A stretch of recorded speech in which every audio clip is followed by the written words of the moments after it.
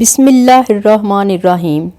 पूरी दुनिया में देखी जाने वाली टीवी सीरीज दिलिश अर्तुगरुल का एक मशहूर किरदार दोनों हाथों से तलवारें चलाने वाला बमसी बेरक, जिसे उर्दू ट्रांसलेशन में बाबर के नाम से जाना जाता है, एक ऐसा किरदार जिसने पूरी दुनिया के लोगों के दिल जीत लिए।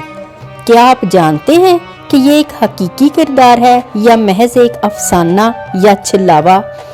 बमसी बेरक अजीम आगोश तुर्क के एक शहजादे बेबोरा बे का बेटा था। तुर्कों की तारीखी किताब दीद कोरकुट में बमसी के वालिद के बारे में लिखा है कि एक दफ़ा सब आगोश शहजादे इकट्ठे हुए, जिसमें बेबोरा बे भी शामिल था। बेबोरा बे की कोई नरीना औलाद नहीं थी। वो इस महफिल में रो पड़ा और कहा, मेरे बाद मेरा कबीला और मेरी नस्ल मिट जाएगी।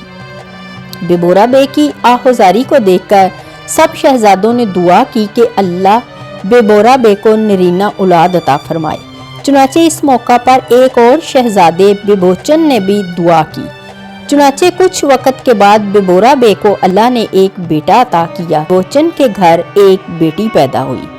कुछ साल बाद बेबोरा बे ने अपने कुछ ताजरों को कुस्तुनतुनिया भेज दिया ताकि वो इसके बेटे के लिए तहाइफ ला सके। चूँकि बहुत तवील सफ़र था, इसलिए उनकी वापसी सालों बाद हुई, लेकिन कबीले के करीब उन पर एक सलीबी किले से हमला हुआ। हमले के दौरान एक नौजवान सामने आ गया, जिसने अपने दोनों हाथों से तलवारें चलाकर उन सब की जान बचा ली।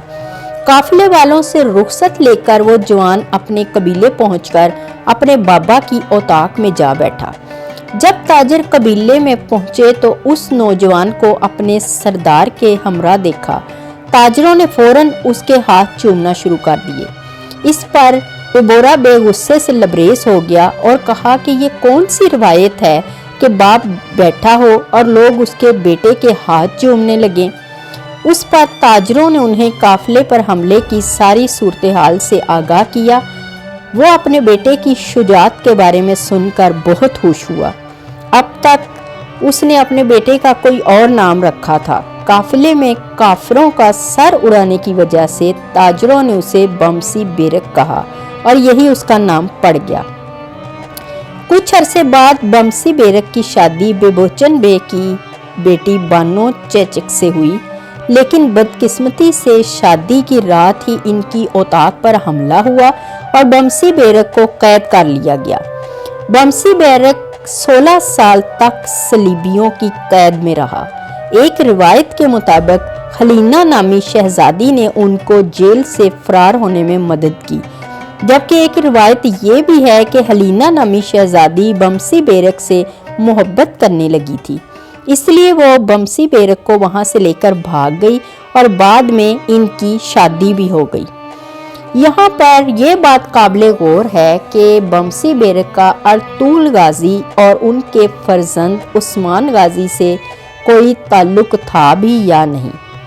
बमसी बेरक अर्तुगरुल गाजी से तकरीबन 1 सदी पहले गुजरा।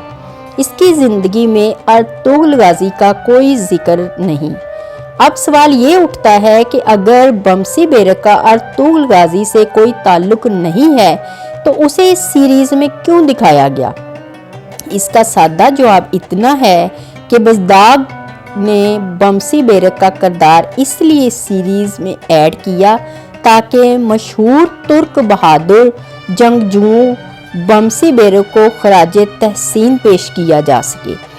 बमसी बेरक ने जनूबी तख्तास से लेकर अनातोलिया तक लड़ाइयाँ लड़ी, लेकिन तारीख में इसकी शहादत के बारे में कोई जिक्र नहीं। बमसी बेरक का मकबरा अनातोलिया में है। दिलिश अर्तुगरुल सीरीज देखने के बाद लोग इसके मज़ार पर जाना शुरू हो गए, इसलिए अब हुकूमत ने वहाँ एक गुंबद भी तामीर किया है।